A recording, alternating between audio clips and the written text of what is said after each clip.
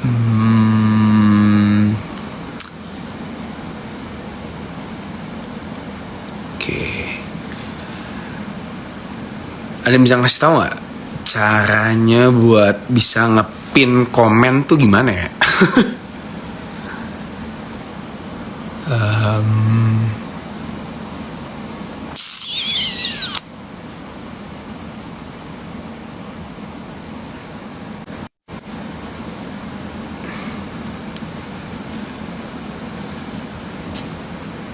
Asli,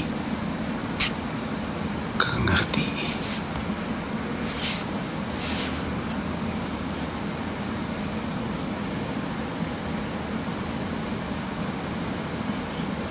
Links.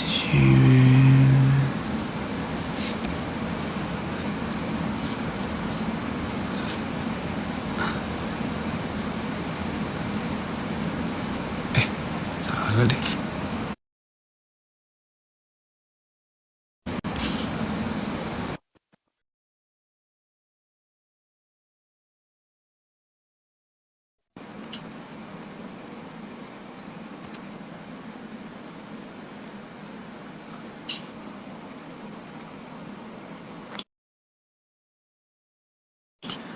Perlu ada pilihan. Selamat sore Pak.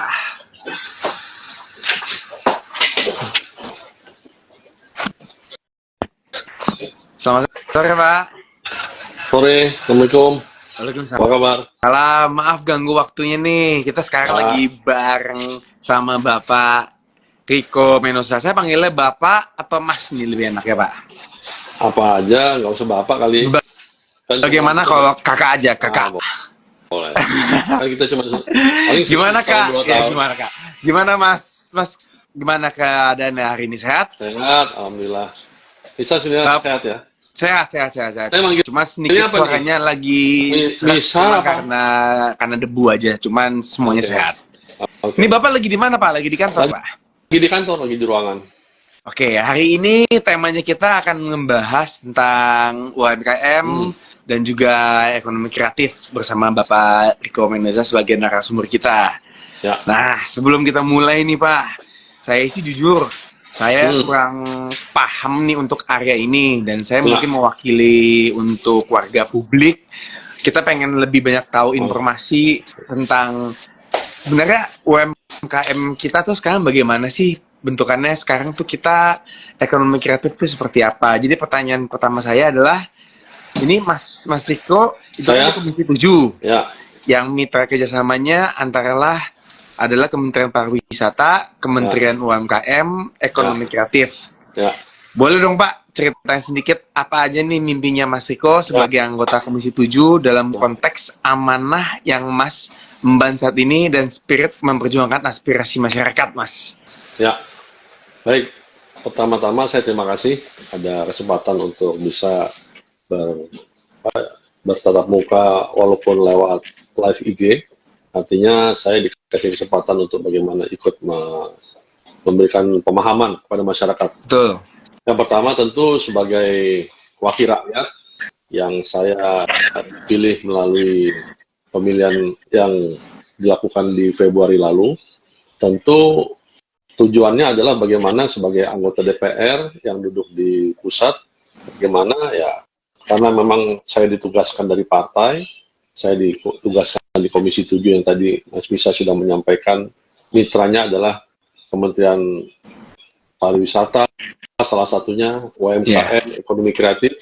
Tentu yang pertama kita menyerap aspirasi, kan kita tahu pasca COVID, pasca beberapa waktu-waktu berjalan sampai dengan hari ini kan, industri menengah ke bawah kan bermunculan. Ya. Jadi tentu sebagai wakil rakyat yang bermitra di bidang Komisi 7, menjalankan fungsi dengan tanggung jawab, dan tentunya saya minta dukungannya, minta supportnya, supaya bisa menjalankan tugas ini sampai selesai. Tentu yang pertama, harapan dalam rangka ditugaskan di mitra di Komisi 7 ini, yang pertama tentu mendorong kebijakan ya, yang mendukung bagaimana usaha mikro, kecil, dan menengah ini bisa maksimal. Karena kan kita tahu UMKM di Indonesia ini banyak sekali ya, tidak hanya skala puluhan ribu, bahkan mungkin sampai jutaan.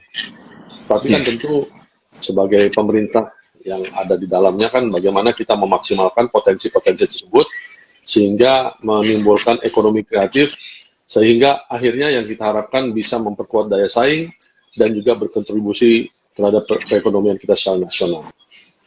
Nah, kalau sebenarnya Pak, UMKM sendiri itu kan kepanjangannya panjangan Usaha apa ya mikro, Pak? usaha mikro, kecil dan menengah. Oke, itu berarti kira-kira tuh penghasilannya paling tinggi berapa ya Pak dari situ? Ya relatif berbeda ya antara UMKM satu dengan yang lainnya. Tapi ya mungkin kalau kita pukul rata, ada yang dari skala di bawah 1 juta, mungkin di bawah 2 juta. Itu per bulan berarti Pak ya, hitungannya ya?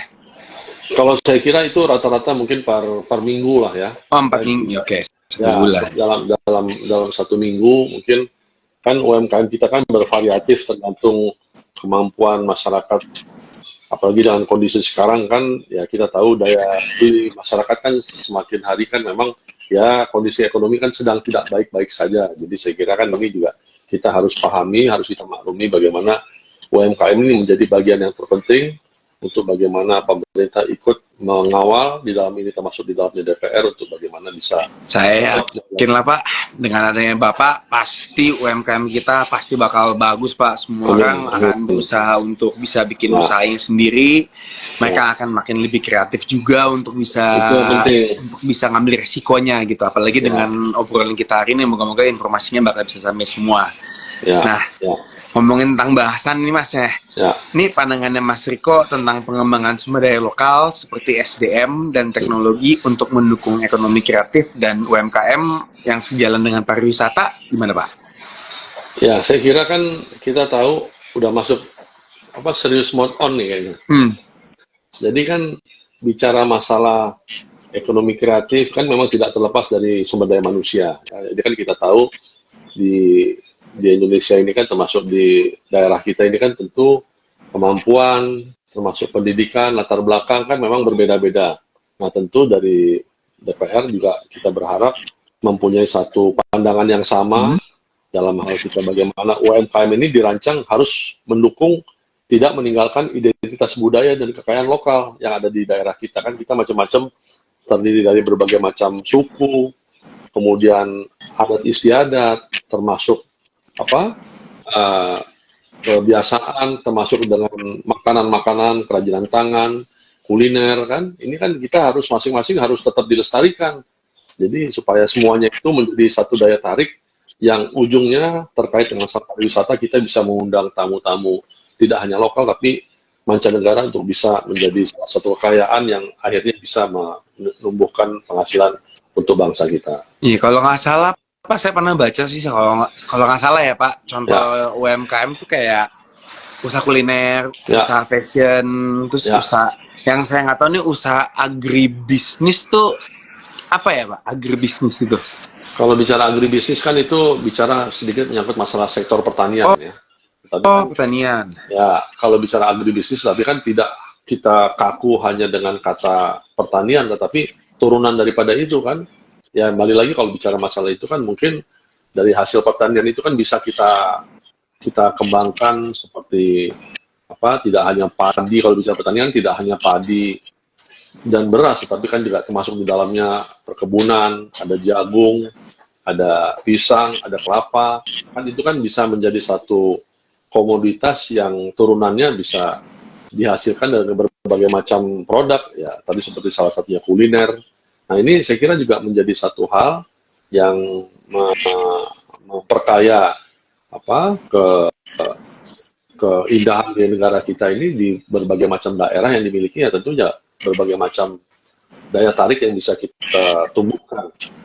Saya punya pertanyaan orang awam sih Pak. Ya. Jadi kalau misalkan saya mau buat bisnis, apakah saya bisa minta sama pemerintah untuk minta dananya untuk bisa membuat UMKM saya sendiri? Apa bagaimana Pak kira-kira? Nah, ini yang sedang kita rumuskan. Ya. Tadi kan kita juga barusan kita undang Menteri Ekonomi Kreatif dengan jajarannya.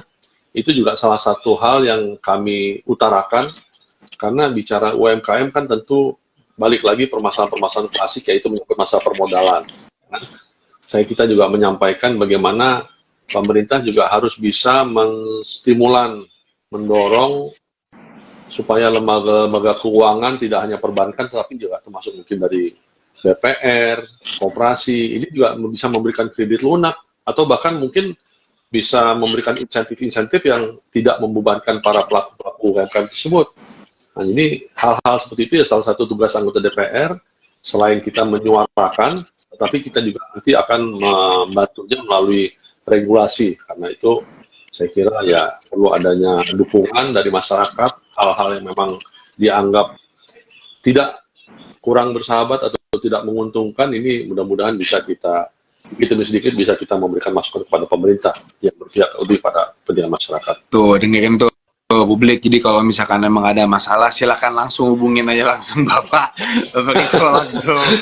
Kebetulan saya sendiri pun juga ada bukan baru sih, sudah lama udah mulai bisnis untuk supplier ayam. Jadi saya bekerja sama dengan rumah potong ayam sama bisnis menengah ke bawah. Ya alhamdulillah kita mulai dari kecil tuh sama lama makin gede. Ini kebetulan teman saya lagi ada di Instagram juga lagi live. Udah sebutin katanya nama PT-nya Sandara. Jadi awalnya tuh kita home industry, sekarang kita mulai growing. Tapi itu pun juga karena bantuan dari pemerintah juga sih. Dia sering banget cerita pemerintah banyak banget ngebantunya. Dan Mas, terus menurut Mas Riko, gimana DPR khususnya Komisi 7 untuk memastikan regulasi yang mendukung pertumbuhan UMKM dan ekonomi kreatif? Ya, tadi saya katakan kembali, DPR memiliki peran yang strategis dalam rangka memastikan regulasi itu tersebut mendukung tumbuhnya UMKM dan ekonomi kreatif. Ya tentu ya tadi saya katakan sebagai anggota yang ada di dalam Komisi 7, yang pertama misalnya langkah-langkah yang dilakukan melaksanakan pembentukan dan pengawasan undang-undang. Kan DPR ini kan salah satu fungsinya kan menyusun undang-undang nih sebagai legislasi. Yang tadi juga kemudian yang saya sampaikan tadi, bagaimana undang-undang tersebut bisa memberikan insentif kepada pelaku UMKM. Seperti misalnya pembebasan pajak bagi usaha kecil di tahap awal, atau kemudahan perizinan melalui sistem digital. Karena dengan adanya regulasi kan itu juga tentu dapat memfokuskan pada perlindungan terhadap hak kekayaan intelektual. Kan sekarang lagi tren nih masalah hak ini, supaya antara produk satu dengan produk yang lainnya tidak saling nyontek. Ya kan tadi produk ekonomi kreatif tersebut menghindari terjadinya istilahnya plagiarisme dan memberikan nilai tambah buat produk-produk lokal. Yang kedua, salah satunya juga melaksanakan pengalokasian anggaran, karena kan salah satu fungsi DPR kan juga dalam fungsi budgeting, di mana di dalamnya bisa mendorong bagaimana dana-dana yang memandai untuk mendukung program pengembangan UMKM, di dalamnya bisa menyangkut dalam latihan sumber daya manusia, termasuk akses pembiayaan tadi yang bisa sampaikan, dan juga bisa menyangkut masalah pengembangan infrastruktur digital. Dengan demikian, maka pelaku UMKM dan ekonomi kreatif minimal mereka merasakan mendapatkan subsidi atau bantuan langsung dapat diarahkan yang mendukung ekonomi kreatif, sehingga bisa mendorong bagaimana pariwisata lokal di daerah ini bisa berkembang. Sehingga ya kembali lagi, bagaimana pariwisata berkembang, akhirnya bisa meningkatkan pendapatan negara. Yang terakhir mungkin salah satunya mendorong kemitraan publik dan swasta. Ini juga penting, karena kan kita tahu tidak mungkin pemerintah itu hanya membantu masyarakat hanya dengan menggunakan APBN, APBD kan, itu kan pemerintah kan juga uang anggarannya terbatas. Nah, salah satunya bagaimana mendorong publik, swasta, yang mungkin tadi kita juga terbesit di antara kita, mungkin ada seperti ada bapak ibu asuh lah, misalnya diberikan kepada BUMN tertentu, misalnya tadi kepada perbankan, mandiri atau BNI. Nah, ini kan juga salah satunya yang bisa meningkatkan akses UMKM terhadap teknologi dan pasar, karena kan kita perlukan mereka kan ada win-win solusi lah, dengan mereka kita libatkan, mereka juga bisa membuka pasar UMKM yang mungkin hanya skala lokal bisa menjadi skala regional. Dan yang lainnya juga bisa dalam hal penguatan infrastruktur digital, ya. Jadi dengan adanya regulasi yang mendukung pembangunan infrastruktur digital, ini menjadi prioritas untuk membantu UMKM mengakses pasar yang global. Karena kan DPR juga ingin bagaimana program literasi digital ini pelaku-pelaku usaha bisa memanfaatkan teknologinya dengan optimal. Dan yang tidak kalah pentingnya, melaksanakan sistem monitoring dan evaluasi. Sehingga program yang tidak dapat dilaksanakan, makanya DPR mempunyai tugas juga, salah satunya fungsi pengawasan. Dan memastikan implementasi program-program tersebut bisa berjalan efektif. Jadi pemantauan itu juga ini harus dilakukan oleh DPR untuk mengukur bagaimana dampak regulasi terhadap pertumbuhan UMKM dan ekonomi kreatif, juga menyesuaikan dengan kebijakan-kebijakan yang diperlukan. Dengan pendekatan seperti ini, ya mudah-mudahan ya DPR benar-benar bisa menjadi katalisator lah, sehingga pertumbuhan UMKM dan ekonomi kreatif ini benar-benar bisa berkelanjutan. Itu kira-kira. Iya, kalau saya boleh baca Pak salah satu komennya sih sebenarnya ada banyak banget sih Pak ya. Banyak ya. Tapi ada salah satu yang menarik perhatian saya, yaitu Pak, saya UMKM produksi obat tradisional. Saya keberatan dengan syarat yang harus punya pegawai orang farmasi. Tolong aturan ini dihapus, ganti dengan pelatihan atau sertifikasi. Ya. Gimana tuh Pak, nanggepinnya? Ya, itu saya setuju itu. Saya kira kan memang hal-hal tersebut kan, hal-hal seperti itu kan akan memberatkan ya, terutama UMKM yang memang dengan adanya orang farmasi kan artinya dia juga menambah beban biaya ya, menambah kos. Ini saya kira juga menjadi satu masukan buat kami supaya bagaimana dalam hal pemberian apa istilahnya ada standarisasi, karena ini kan kalau bicara masalah farmasi kan obat-obatan ini kan yang pasti kan jangan sampai obat-obat itu bisa berdampak negatif atau menimbulkan bahaya buat kesehatan kan. Jadi saya kira nanti hal-hal seperti itu nanti akan menjadi masukan buat kami supaya bisa dibuatkan payung yang lebih lebih lunak supaya tidak memberatkan kepada UMKM tersebut. Ini saya kira terima kasih masih bisa jadi masukan buat kita semua. Oke Pak, ya. Kalau begitu masih mau ditanya lagi Pak? Apa-apa. Oke. Pertanyaan selanjutnya Pak. Menurut Mas Riko, gimana memfasilitasi percepatan transformasi digital UMKM khususnya dalam menghadapi persaingan yang global? Oke. Itu berat tuh pertanyaan apa saya aja sih nggak bisa jawab itu. Oke, jadi saya kira kalau bicara memfasilitasi ya tentu saja yang pertama mungkin mendorong akses infrastruktur digital itu sendiri. Maksudnya adalah bagaimana pemerataan jaringan internet. Kan kita tahu kan sekarang sudah musimnya kita sudah nggak model seperti dulu. Sekarang internet ini kita harus pastikan bisa menjangkau di seluruh wilayah, termasuk 3T. Tahu kan 3T? 3T. Ya, termasuk daerah tertinggal, daerah terdepan, dan daerah terluar. Itu kan masih ada di beberapa kawasan Indonesia ini kan yang benar-benar syarat itu harus dipenuhi.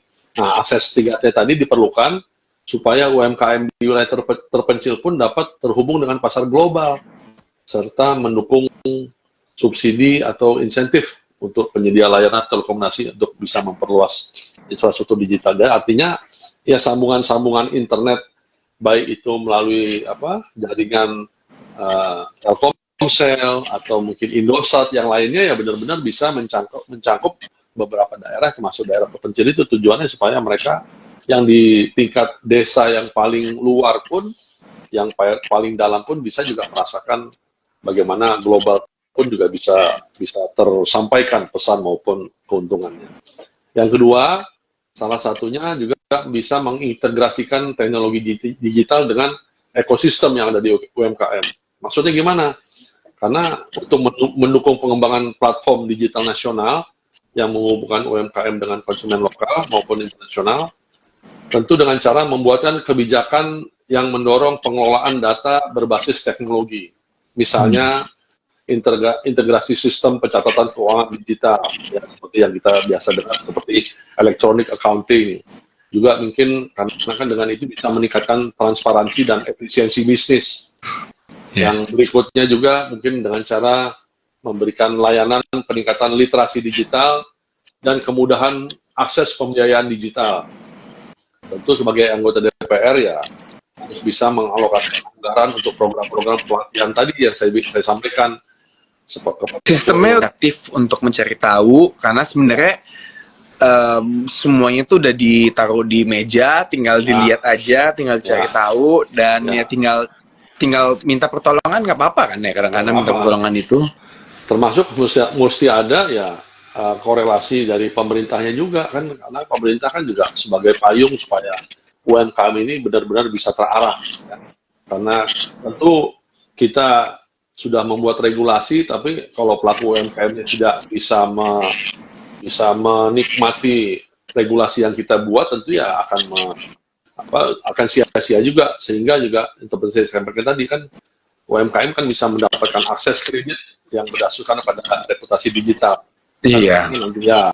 Jadi kan nanti kan akan bisa dievaluasi, ada transaksi online. Kemudian kan sekarang kan pembayaran UMKM kan juga rata-rata sudah ada yang menggunakan QRIS dan lain sebagainya.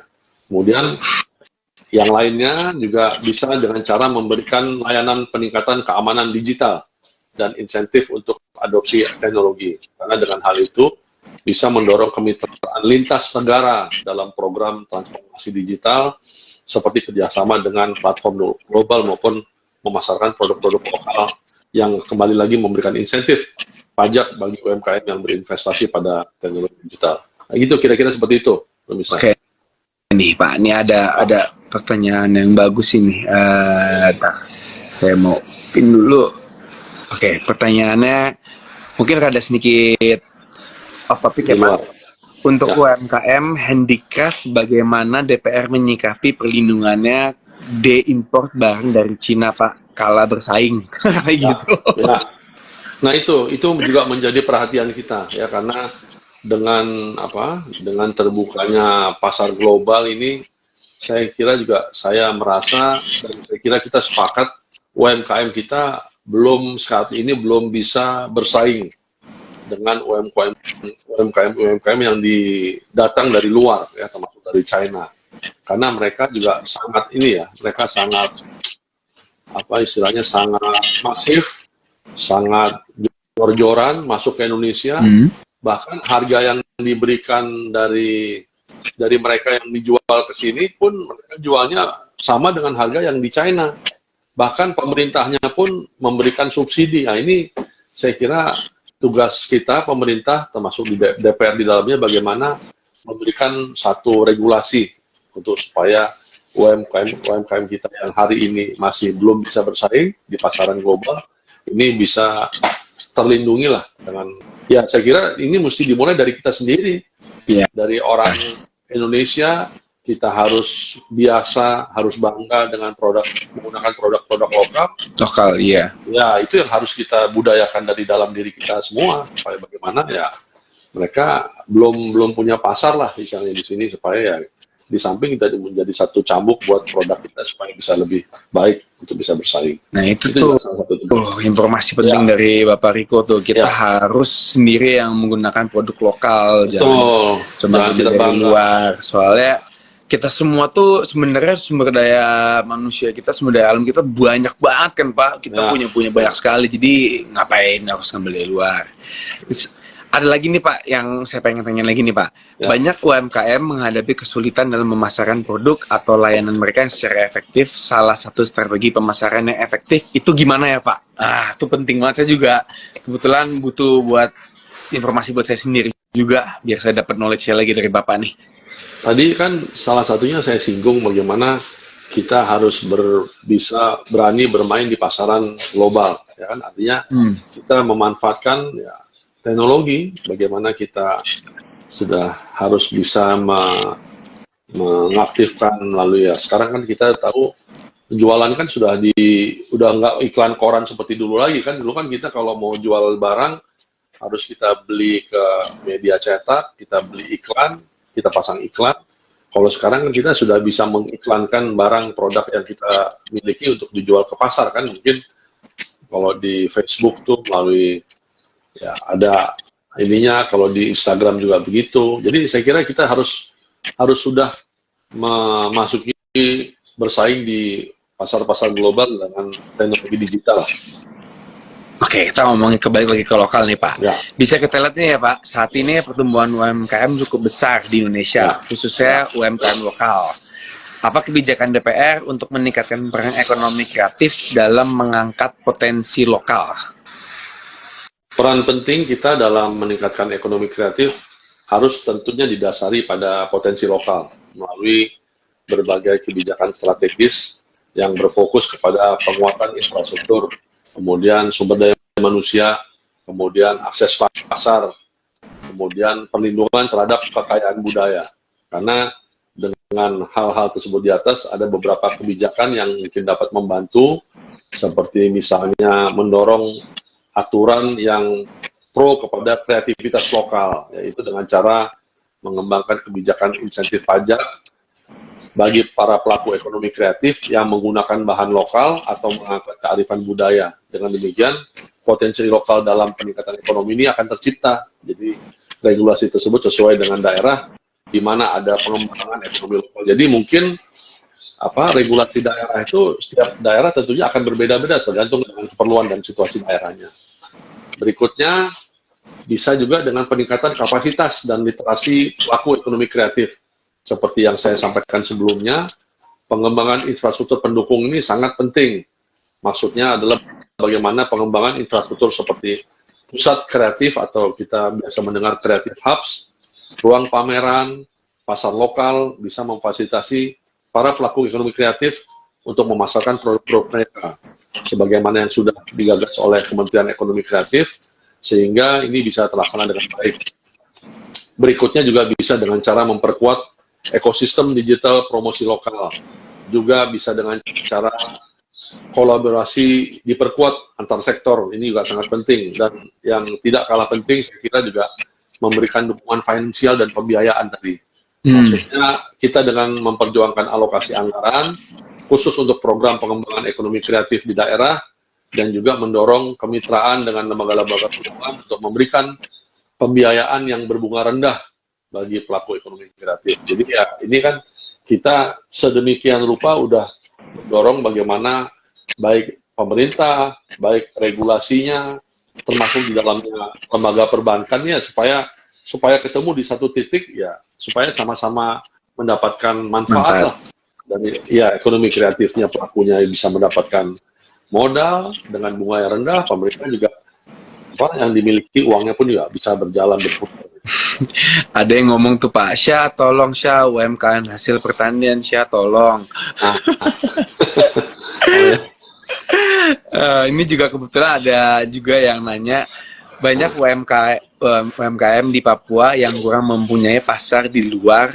Mohon perhatiannya dari pemerintah agar lebih memperhatikan UMKM di bagian timur Indonesia, yaitu Papua. Jujur, saya sendiri di Papua, saya kebetulan punya resort keluarga, resort untuk diving. Awalnya cuman startnya kecil aja Pak, awalnya cuma start kecil aja. Memang berhubung kita tiba-tiba alhamdulillah dikasih banyak rezeki, kita dari pemerintahnya, dari Pemda yang sana membantu kita, bilang kayak mau nggak untuk bisa dibesarkan lagi, untuk bisa narik orang lokal untuk datang ke Papua, untuk bisa ngeliat, untuk menarik. Soalnya yang datang tuh orang luar terus, tapi orang Indonesia tuh sendiri pun nggak datang ke sana. Nah ini sebenarnya sedikit menarik untuk bisa bilang kalau Papua itu kan bagian dari lokal kita ya Pak ya. Dan kalau misalkan dibilang kurang perhatiannya, sebenarnya tinggal mencari aja sih sebenarnya. Pasti ada kok. Ya, seperti Bapak tadi bilang kan, kalau pemerintah pun juga menyediakan buat mereka yang mau melakukan UMKM juga gitu secara lokal. Tapi yang penting ingat harus lokal, jangan dari luar kalau bisa. Nah, jadi saya kira lagi Pak. Saya mungkin sedikit mengomentari apa yang disampaikan oleh Misha tadi terkait masalah Papua ya. Itu juga menjadi atensi kita. Kemarin kita juga menyampaikan hal-hal tersebut kepada Menteri Pariwisata beserta jajarannya. Kita sampaikan menyangkut masalah harga tiket di domestik yang sekarang ini relatif mahal dibanding beberapa waktu sebelum. Banyak yang bilang tuh mahal Syah ke Papua, hampir sama ke Australia.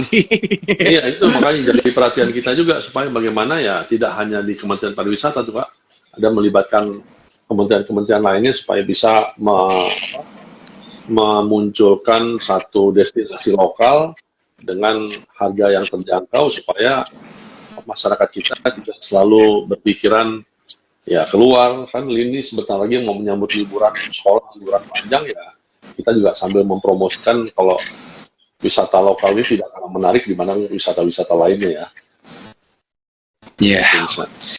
Semoga siapapun tadi yang berkomentar, semoga bisa menjawab pertanyaannya tadi ya. Semoga kita ke depannya nanti bisa lebih secara bersamaan kita bisa mendapatkan semuanya yang kita mau lah, biar bisa semua orang bisa datang ke Papua, bisa ngelihat keindahan Papua juga. Ini kita ngomongin Papua sedikit ya, karena banyak banget orang Indonesia yang nggak pernah ke Papua gitu, nggak pernah ngelihat keunikan, kebagusan, beautifulnya dari Papua ini sendiri. Dan di situ tuh banyak banget resort, tapi kebanyakan dari luar bukan punya orang Indonesia.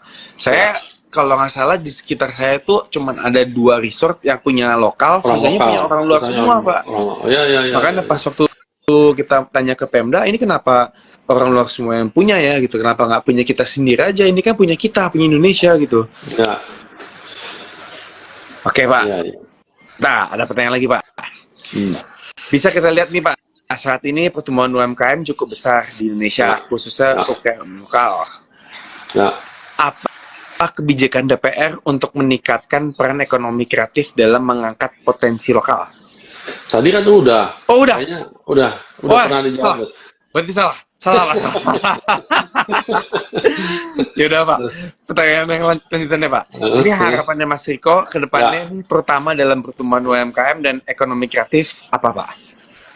Ya tentu ke depan harapannya UMKM dan ekonomi kreatif ini yang dimiliki oleh kita, bangsa kita ini bisa bersaing di pasar global melalui jalur-jalur diplomasi ekonomi, melalui perjanjian perdagangan bebas yang tentunya bisa mendorong ekspor produk lokal ini di luar.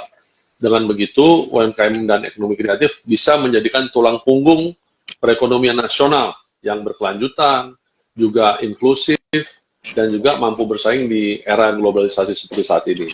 Juga yang tidak kalah pentingnya, bisa mendongkrak perekonomian negara, meningkatkan taraf hidup masyarakat, juga mengurangi angka kemiskinan. Ya, artinya kan kita pengen negara kita ini angka kemiskinan dari waktu ke waktu ini semakin berkurang. Akhirnya bisa meningkatkan sumber daya manusia dengan majunya teknologi yang dimiliki, sehingga semua ini bisa dicapai jika stakeholder ini saling terkait beserta seluruh masyarakat bahu-membahu sehingga mereka bisa bekerja sama dalam membangun potensi ini. Oke, Pak. Ini ada pertanyaan yang lucu sih, Pak. Pak Riko minta izin tanya, bagaimana langkah-langkah pemerintah untuk meningkatkan UMKM sektor parekraf di tengah mahalnya tiket pesawat? Ya tadi yang saya sampaikan kan, tadi kita kan sudah beberapa kementerian, antara Kementerian Ekonomi Kreatif, hari ini tadi kita sudah mengundang Menteri dan Wakil Menteri beserta jajaran yang datang. Kemudian Kementerian UMKM beberapa waktu yang lalu, bulan lalu juga kita mengundang. Ini ya kita akan sinergikan bagaimana mereka ini kan kementerian-kementerian baru nih, orang-orang baru yang tadinya di dalam satu kementerian pariwisata kan di era Presiden Prabowo Subianto ini kan dipecah. Ya, jadi tentu ya kita pun juga berharap mereka di saat kondisi anggaran yang tidak terlalu banyak, mereka juga yang pertama kita tanamkan bagaimana tetap mereka termotivasi, tetap mereka berujung kepada kepentingan masyarakat secara luas, supaya kebijakan-kebijakan yang dihasilkan itu jangan sampai yang tidak berpihak kepada kepentingan masyarakat besar, terutama pelaku-pelaku UMKM dan ekonomi kreatif ini. Jadi kita mendorong ke arah sana, mulai dari regulasinya, kemudian dari apa upaya-upaya yang akan dilakukan itu sudah kita sampaikan semua dalam beberapa rapat. Rapat ini baru minggu ke bulan kedua dan baru kedua kali ini rapat dengar pendapat dengan kementerian. Jadi mudah-mudahan kita juga butuh masukan ya melalui event-event seperti ini ya, kita bisa mendapatkan satu gambaran seperti apa kondisi yang update terjadi di beberapa daerah. Karena kan mungkin daerah tempat saya dipilih dari Lampung, tentu kan akan berbeda dengan daerah yang dipilih UMKM-nya dari daerah Papua, tempat bisa punya resort misalnya. Kan. Jadi saya kira ini kan kita butuh masukan juga dari beberapa kawan-kawan yang memang pelaku-pelaku UMKM yang tersebar. Nih ada pertanyaan bagus nih Pak. Oke.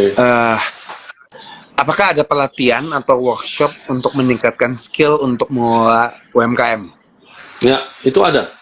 Ya, jadi memang kita sudah mendorong ke arah sana supaya UMKM kita ini bisa berdaya saing di ekonomi di pasar global.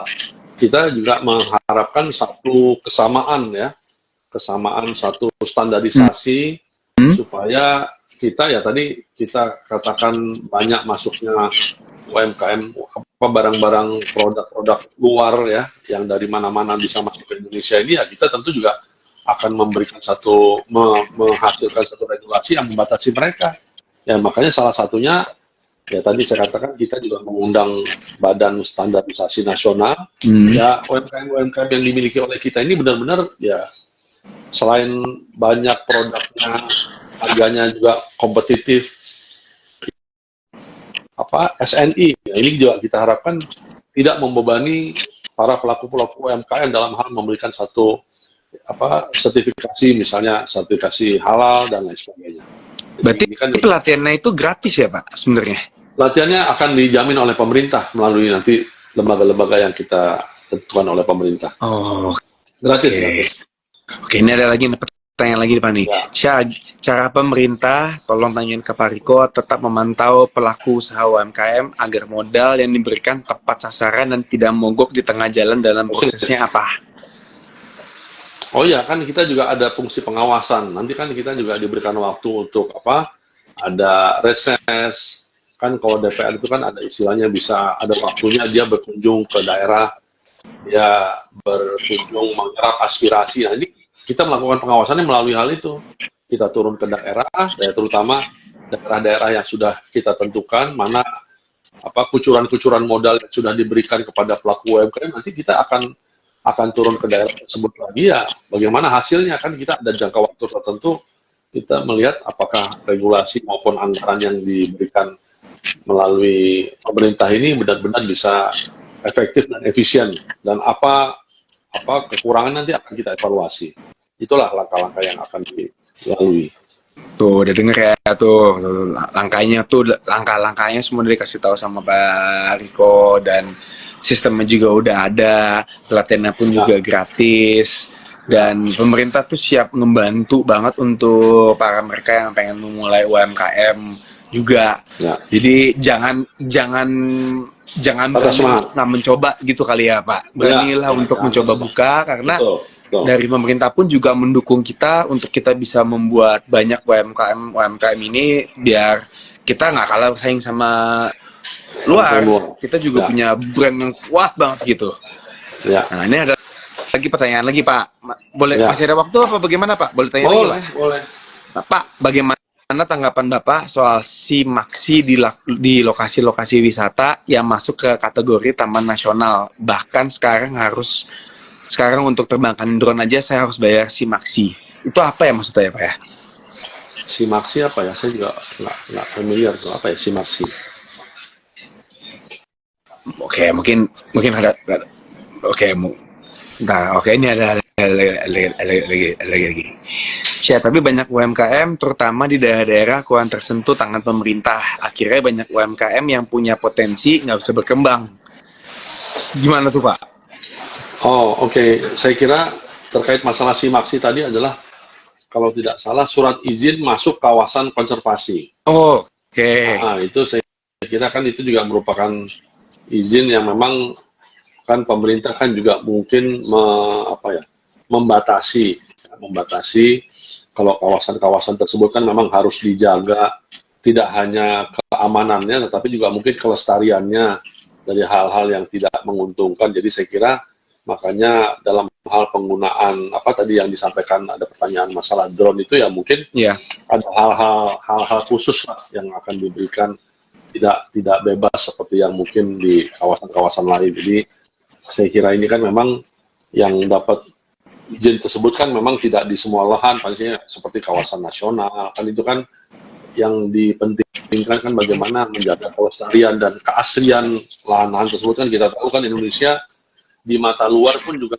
ya dikenal ada beberapa lahan-lahan kita ini banyak yang hutan-hutannya gundul, dimanfaatkan oleh pihak-pihak tertentu untuk keuntungan kelompok gitu. Jadi kan saya kira kan ini juga menjadi satu kewajiban kita juga sebagai anak bangsa supaya hal-hal yang indah secara alam dimiliki oleh bangsa kita ini jangan sampai punah atau bahkan hilang dari bumi kita. Oke Pak, pertanyaan terakhir nih Pak, boleh tanya Pak.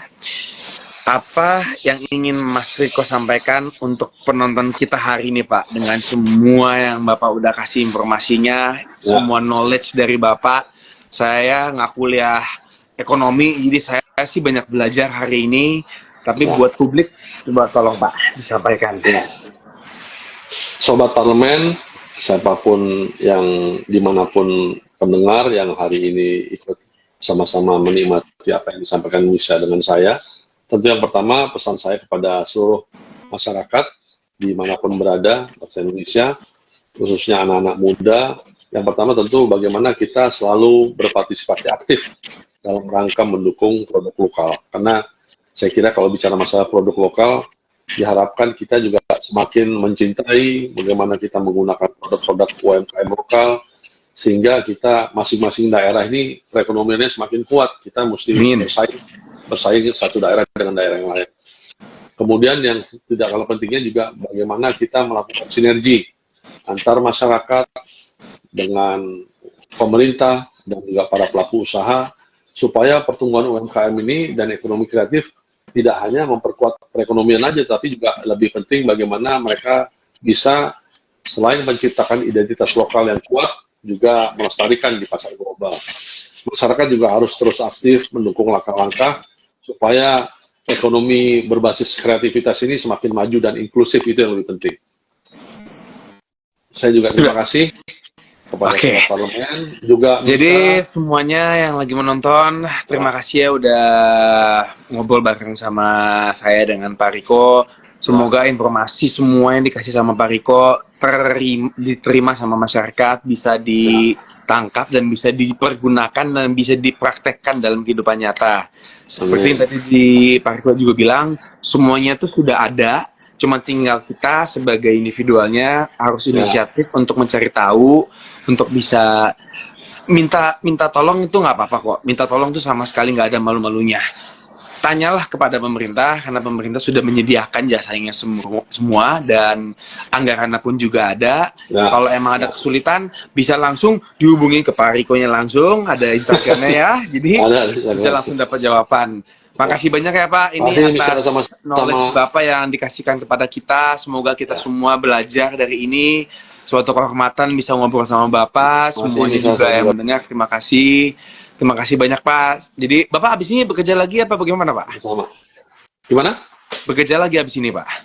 Hari ini sudah selesai. Oh selesai, berarti gak gerasa jadi lama dong Pak? Gak berasa.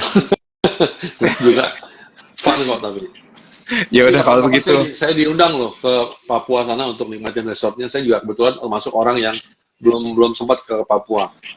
Siapa nanti kapan-kapan saya bakal undang Bapak untuk ke sana personally Pak, untuk sama timnya datang ke sana ngelihat. Siapa tahu kita bisa perkembangan juga, kerjasama lagi sama pemerintah untuk membesarkan lagi untuk wilayah lokal di Papua sih khususnya. Terima kasih ya sekali lagi Pak buat ilmunya yang telah diberikan ke kita semua. Terima kasih banyak. Assalamualaikum. Oke. Selesai. Semoga kalian semua dapat ilmunya. Semoga kalian semua mengerti apa yang dimaksud. Sama ini dari tadi ya, Rama nih ganggu banget, sumpah nih mana nih. Ini gua ajak Rama deh nih.